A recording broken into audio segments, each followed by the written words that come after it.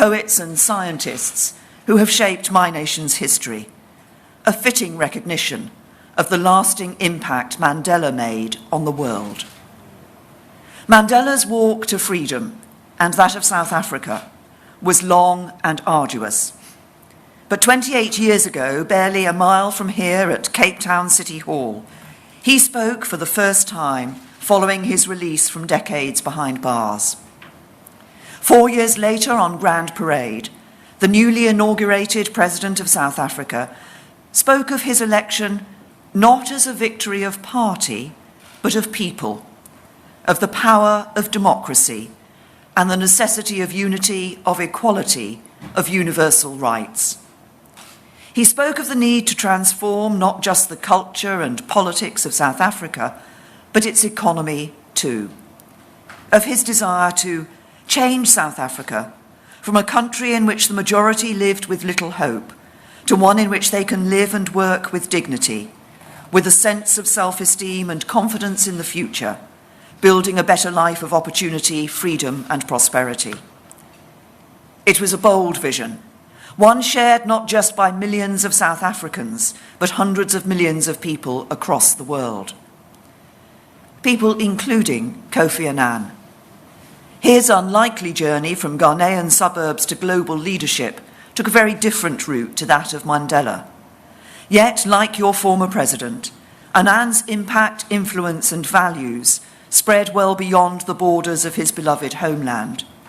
And like Mandela, the world is a poorer place for his passing, but all the richer for his legacy.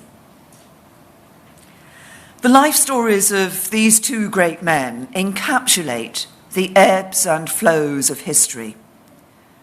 They demonstrate just how much can be achieved over the course of a lifetime, but also that progress can never be taken for granted. The fight to secure our gains is constant.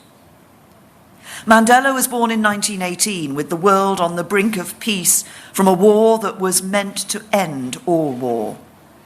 But when Annan was born just 20 years later, those dreams of a lasting peace were about to be shattered once again, claiming millions of lives, including many from this continent.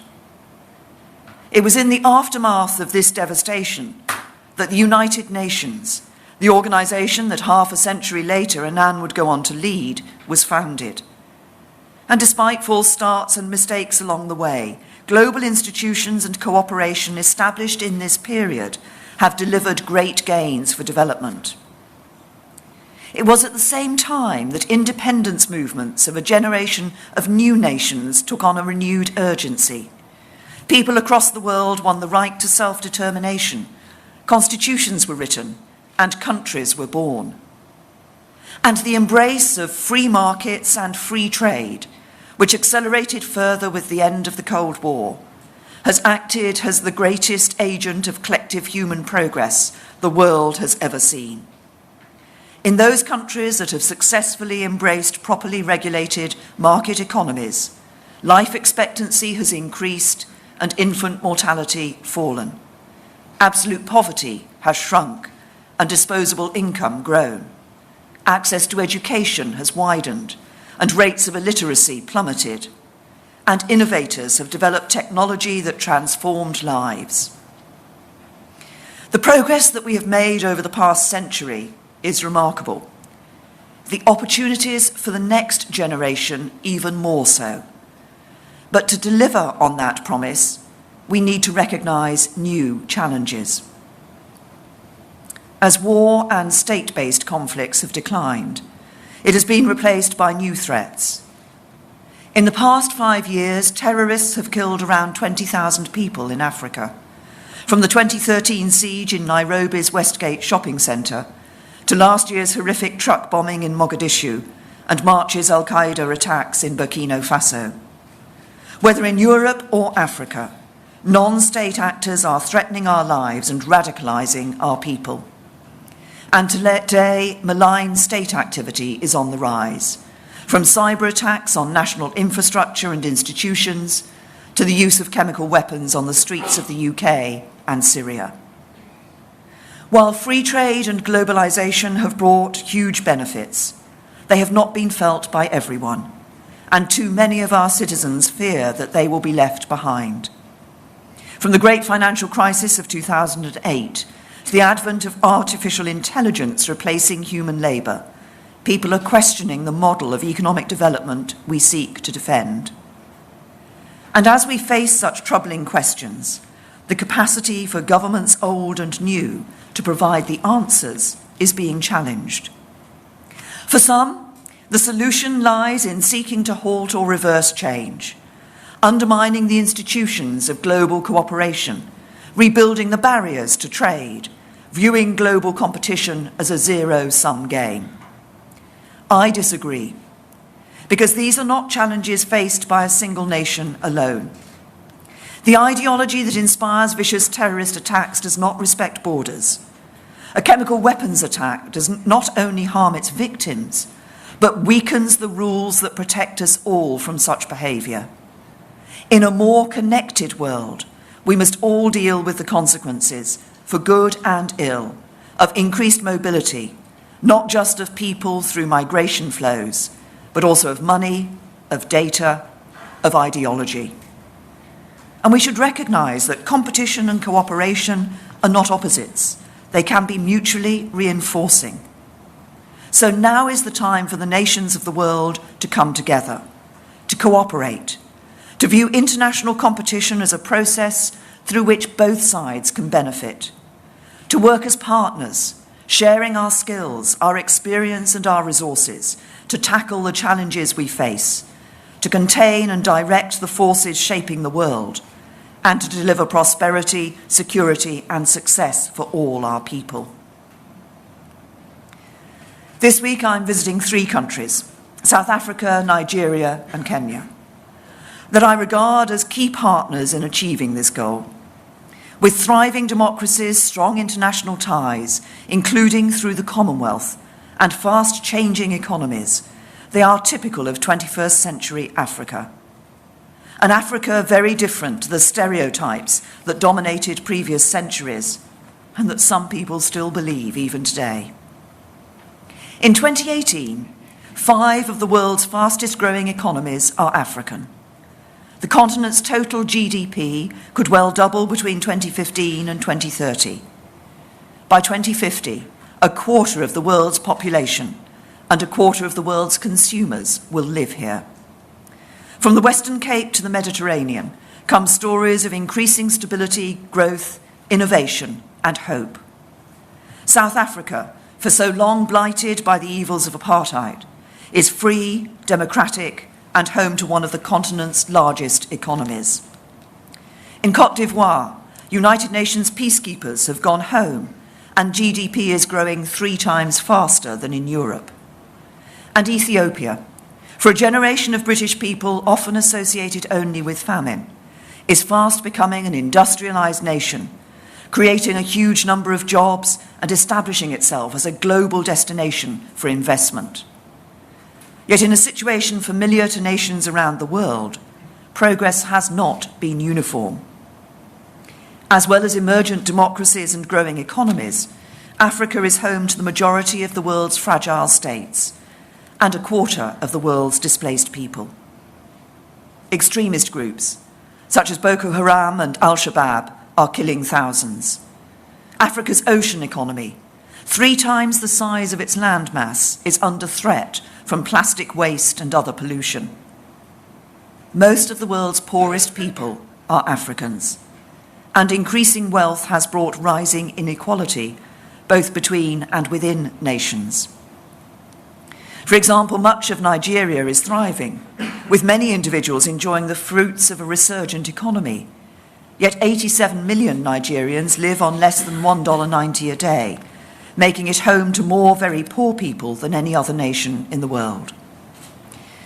Achieving not just growth, but inclusive growth is a challenge faced by governments in the UK, Europe, North America, and beyond. And as African economies become more successful, it is an issue that is being confronted here too. Because in the years ahead, demographic change will present further economic challenges and opportunities for this continent. Before arriving here this morning, I visited the ID Umkisi Secondary School in Gugulethu. The teenagers I met there were an inspiration, full of ideas and enthusiasm about their own futures, full of pride about the future of their country and their continent. And it's an outlook they share with so many Africans, 60% of whom are aged under 25. Such a young population represents a phenomenal level of human capital and potential. With their innovation, dynamism, and creativity, Africa's young people could enrich not only this continent, but the world economy and society at large. But to make the most of this promise, it needs to be properly harnessed. Between now and 2035, African nations will have to create 18 million new jobs every year just to keep pace with the rapidly growing population. That's almost 50,000 new jobs every single day, simply to maintain employment at its current level. That would be a huge challenge for any continent, let alone one where economic growth is still fragile and markets are still developing. And it is indicative of the need to redouble our efforts to ensure the forces shaping our world deliver for all our people. Because the challenges facing Africa are not Africa's alone. It is in the world's interest to see that those jobs are created, to tackle the causes and symptoms of extremism and instability, to deal with migration flows and to encourage clean growth. If we fail to do so, the economic and environmental impacts will swiftly reach every corner of our networked, connected world. And the human impacts, from a loss of faith in free markets and democracy as the best way to secure global growth and human rights, to greater conflict and an increased susceptibility to extremism, will be similarly global. That is why I want to create a new partnership between the UK and our friends in Africa, one built around our shared prosperity and shared security. As Prime Minister of a trading nation whose success depends on global markets, I want to see strong African economies that British businesses can do business with in a free and fair fashion, whether through creating new customers for British exporters or opportunities for British investors. Our integrated global economy means healthy African economies are good news for British people as well as for African people. That's why I'm delighted that we will today confirm plans to carry over the European Union's Economic Partnership Agreement with the Southern African Customs Union and Mozambique, once the EU's deal no longer applies to the UK. As a Prime Minister who believes both in free markets and in nations and businesses acting in line with well-established rules and principles of conduct, I want to demonstrate to young Africans that their brightest future lies in a free and thriving private sector, one driven and underpinned by transparency, high standards, the rule of law and fairness. Only in such circumstances can innovation truly be rewarded, the potential of individuals unleashed, and societies provided with the opportunities they want, need, and deserve. And as Prime Minister of a global nation, I'm all too aware that our domestic security is reliant on stability worldwide, not just in our immediate neighbourhood. From reducing drivers of illegal migration to denying refuge to terrorists who would strike our shores, in 2018, African and British security are inextricably linked and mutually dependent. That's one of the reasons why I continue to support calls for a permanent African presence on the UN Security Council. So, of course, there is an element of national self-interest in what I'm proposing. I want to do what's right for my country, just as President Ramaphosa wants what's best for South Africa. And I see no distinction between national self-interest and global cooperation. For when the multilateral system works, it does so on behalf of nation states and our people, allowing us to harness the best we each have to offer, preventing the large dominating the small, and reinforcing fairness, transparency, and the rule of law. It is not about extending geopolitical influence or creating lopsided dependent relationships. It is about the UK seeking to work more closely with the more than 50 nations of Africa to deliver our shared security and prosperity, and through this, strengthening a global system that is capable of delivering lasting benefits for all. At the very heart of that partnership should be job creation. Every African leader I speak to identifies jobs as the number one demand of their people and their greatest political priority. Indeed, it is also at the centre of my agenda in the UK. It is the private sector that is the key to driving the growth that will deliver those jobs, transforming labour markets, opening up opportunity, and unleashing entrepreneurial spirit. And the UK has the companies that can invest in and trade with Africa to do just this. However, for a variety of reasons, the private sector has not yet managed to deliver the jobs and investment that many African nations need. So I want to put our development budget and expertise at the centre of our partnership as part of an ambitious new approach, and use this to support the private sector to take root and grow. And I can today announce a new ambition. By 2022, I want the UK to be the G7's number one investor in Africa, with Britain's private sector companies taking the lead in investing the billions that will see African economies growing by trillions. We have the tools to do so. The City of London makes the UK the unrivaled global hub for international investment, with more than £8 trillion of assets under management. We are home to cutting-edge science and technology and world-class defence, diplomacy and development. We are a trusted and trustworthy partner. Our legal system is second to none, including some of the toughest anti-corruption laws in the world. Where our companies fall short, they are held to account, in the courts if necessary. And our commitment to free and open trade under the rules-based order means our international partners know they will be treated fairly. So a driving focus of our development programme will be to ensure that governments in Africa have the environment, knowledge, institutions and support to attract sustainable long-term investments in the future of Africa and Africans. And to help bring those investments about, I can today announce an additional £4 billion programme of UK investment in African economies that will pave the way for at least another £4 billion of private sector financing. This includes, for the first time, an ambition from the UK Government's Development Finance Institution, CDC, to invest £3.5 billion in African nations over the next 4 years. And next year, London will host an Africa Investment Summit, helping investors and African governments forge closer ties with one another.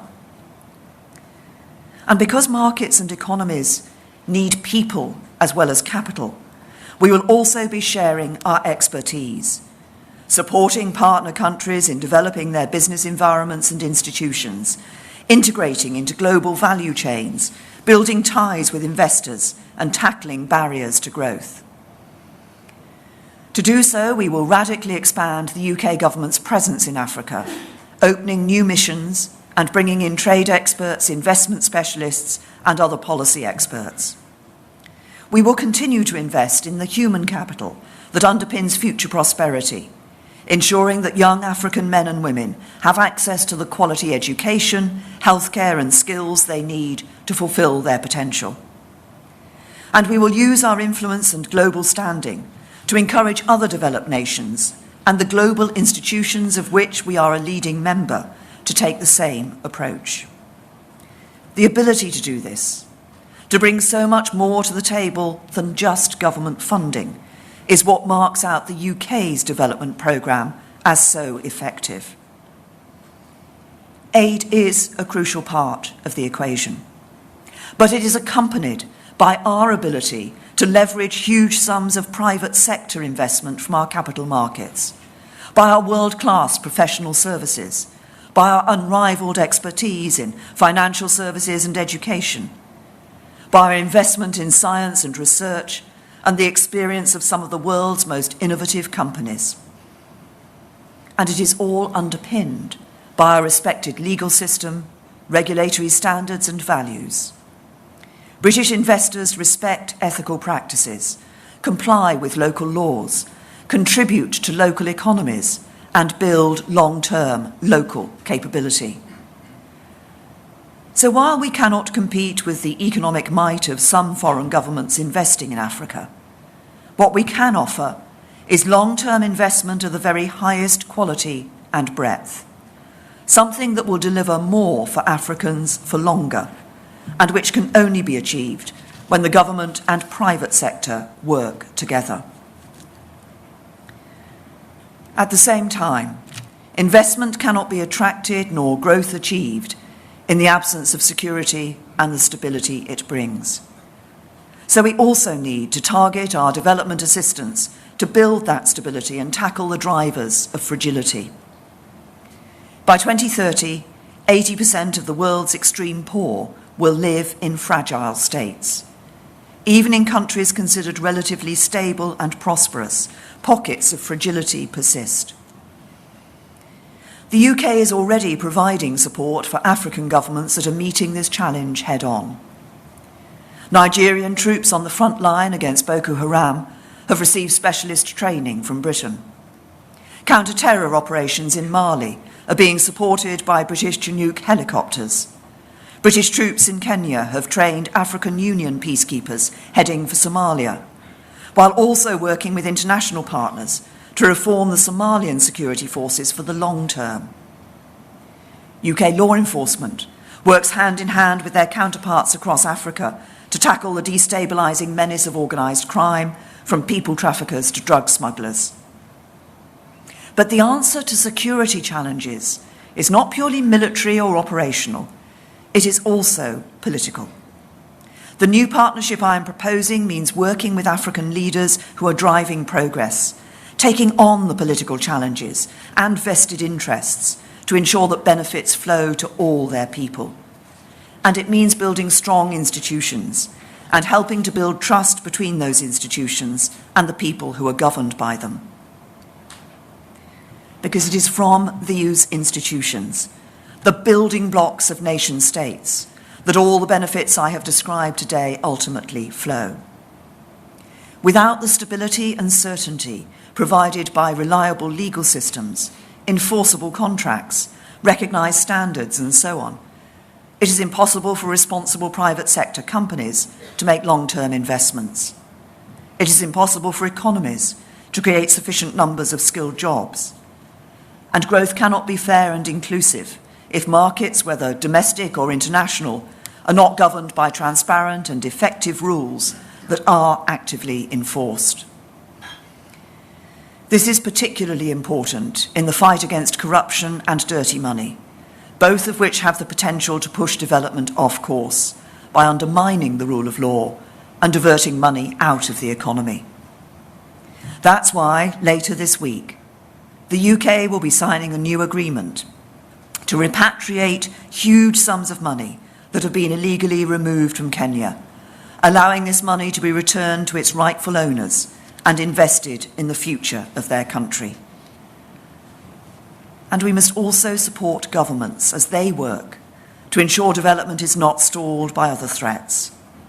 This includes boosting resilience against climate change and tackling demographic challenges by empowering women and girls with access to safe, voluntary, modern family planning, enabling access to education and skills. In setting out this new partnership with Africa, I'm making a broader proposition for how we will use our development assistance across the world, led by my excellent International Development Secretary, Penny Mordaunt. And as we reorient our development programme, I want to be clear: foreign aid works. Since 2015, UK aid in countries around the world has paid for more than 37 million children to be immunised, saving more than 600,000 lives. We've helped almost 11.5 million young people get an education and given more than 40 million people access to clean water or proper sanitation. As I stand here today, People in the Democratic Republic of Congo are being treated with an Ebola vaccine developed with support from the UK. The UK's role in international development is something of which I'm immensely proud, as I believe the nation as a whole should be. We will remain a global champion for aid spending, humanitarian relief, and international development. We will continue our commitment to spend 0.7% of gross national income on official development assistance, and we will not falter in our work to deliver the Sustainable Development Goals. But I am also unashamed about the need to ensure that our aid programme works for the UK. So today I'm committing that our development spending will not only combat extreme poverty, but at the same time tackle global challenges and support our own national interest. This will ensure that our investment in aid benefits us all and is fully aligned with our wider national security priorities. In practice, this will mean helping fast-growing frontier markets like Côte d'Ivoire and Senegal to sustain their development progress and create opportunities for investors, including British companies. It will also mean supporting countries and societies on the front line of instability in all of its forms. So we will invest more in countries like Mali, Chad and Niger that are waging a battle against terrorism in the Sahel, including by opening new embassies in Niger and Chad and having a much larger presence in Mali. We will do more with countries like Jordan, who are facing the threat of Daesh's dispersal and the burden of the tragic conflict on their border with Syria, and to reinforce democracies facing state-based threats, as we recently did through our Western Balkans summit. We will use our aid programme to support a major new crackdown on illicit finance and organised crime, deploying expertise in financial centres around the world, and increasing our work with law enforcement to return more of the billions of dollars that have been stolen from countries in Africa and elsewhere. And we will invest more resources into countering illegal migration, modern slavery, and trafficking in people. These new priorities will represent a fundamental strategic shift in the way we use our aid programme, putting development at the heart of our international agenda, not only protecting and supporting the most vulnerable people, but bolstering states under threat, shaping a global economy that works for everyone, and building cooperation across the world in support of the rules-based system. And we will use our future spending plans to set out these proposals in more detail.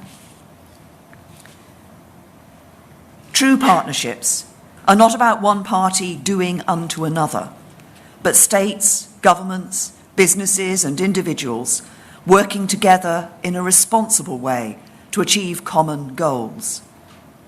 Delivering such long-term success will not be quick or easy, but I am committed to Africa and committed to using every lever of the British government to support the partnerships and ideas that will bring benefits for generations to come.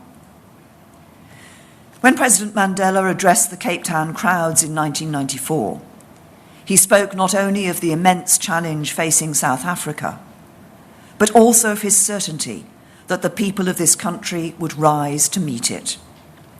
As the world once again faces great uncertainties, I am confident that all our peoples can rise to the moment, that together we will tip the balance of change from challenge to opportunity, and that as friends, partners and equals, we will secure a more prosperous future for all our people. Thank you.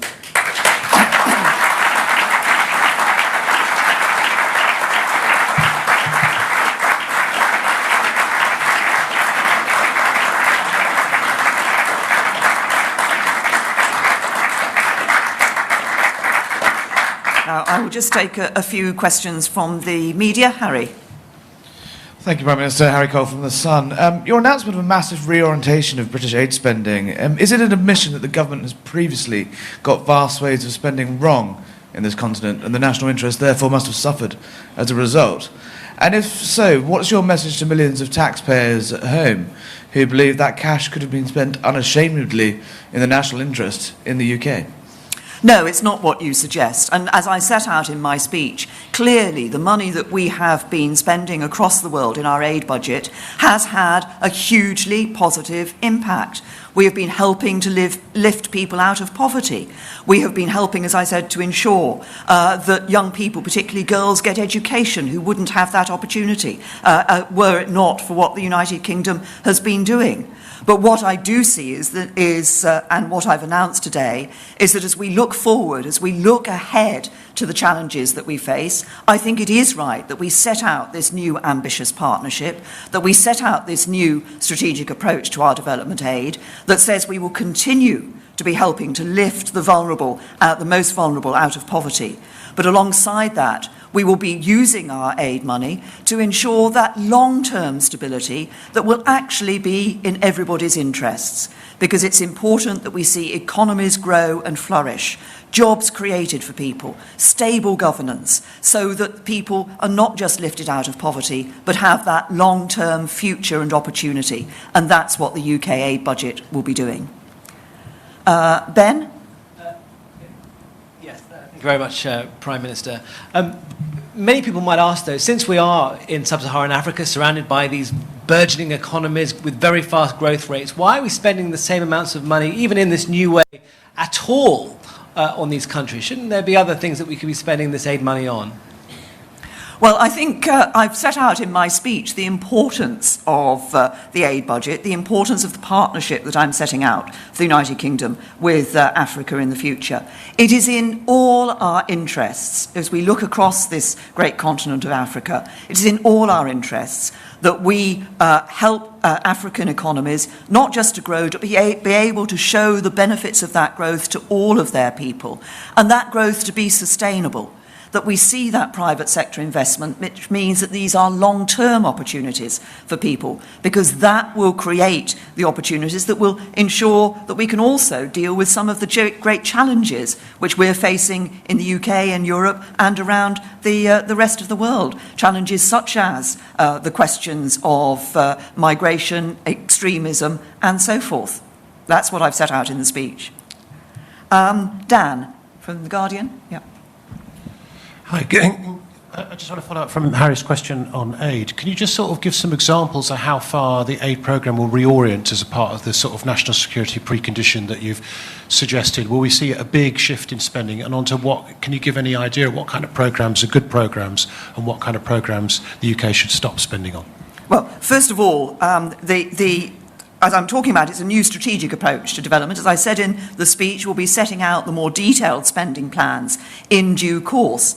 But we will be looking, as I say, not just to be saying what can we do to help the most vulnerable people across the world and to help lifting people out of poverty, but how can we ensure that there is a longer term element to that by working with governments and others to ensure good government stability in those fragile states where otherwise we would see instability continuing, and being able, alongside that, to encourage private sector investment, because it is through private sector investment that we will see economies not just growing but able to maintain and sustain that growth into the future and create those jobs for the future. I was hugely inspired at the school I was at this morning. I spoke to a group of pupils and was asking them their aspirations, and one of the young girls there said, "I want to be a businesswoman. I want to create a business because I want to create jobs for people here in South Africa."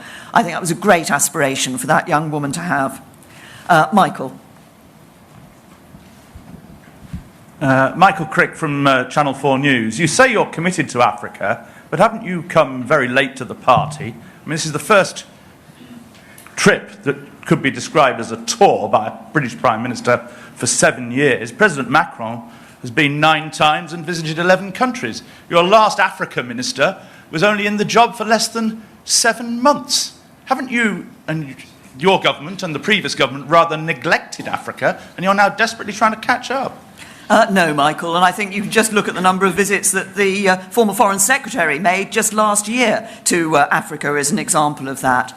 We have been working with African nations, with African governments in the past. What I'm talking about today is a new partnership for the future, recognising the challenges that we both face. Now, I'll take a couple of local. SABC? We have SABC? Yes. Thank you, Prime Minister. My name is Bulelani from SABC. I just want to get your understanding of a proposed policy on land expropriation without compensation. We had a tweet last week by the US President who views it as land grabs. I just want to get the UK's perspective. How do you view this proposed policy? Thanks. Yeah, well, the UK has, for some time now, supported land reform that is legal, that is transparent, that is generated through a democratic process. It's an issue that I raised and discussed with President Ramaphosa when he was in London earlier this year. I'll be talking to him about it later today. But I welcome the comments that he has already made about us approaching land reform, bearing in mind the economic and social consequences. And I think he's made a reference to no smash and grab land reform. And Business Day?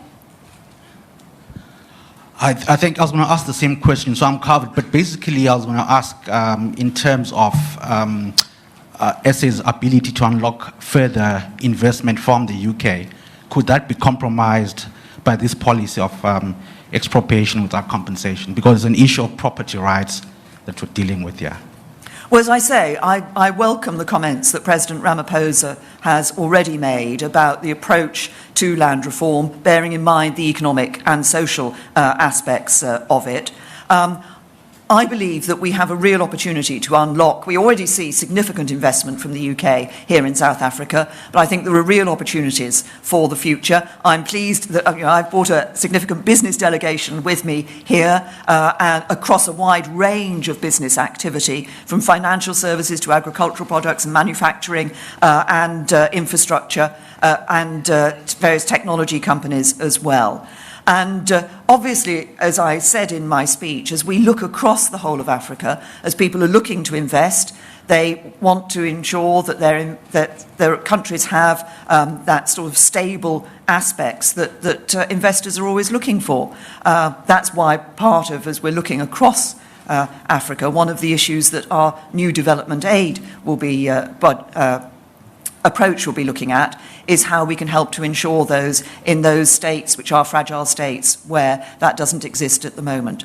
We've already seen the benefits of the growth in the economy, the stability here in South Africa, in the investment we've seen from the UK. I think there are huge opportunities for us to work together, both the UK and South Africa, to increase that investment in the future to the mutual benefit both of South Africans and of the United Kingdom. Thank you.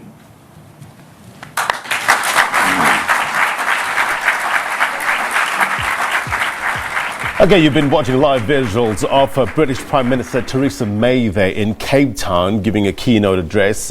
Remember, she's on a working visit here, touching, Shante, on a whole raft of issues, from terrorism to the economic situations in Africa. Also, at the end, prompted by a question by the SABC about land, saying that she engaged President Cyril Ramaphosa when they met for the heads of the Commonwealth heads of government in London in April, and said she'll further engage with him as this meeting goes through. Definitely also mentioning some of the relations that she will be having on this trip as she makes her way to the Democratic Republic of Congo as well as Nigeria. Well, of course, it is a very, very busy morning on the news front. We do know that the State Commission or the State Capture Inquiry is under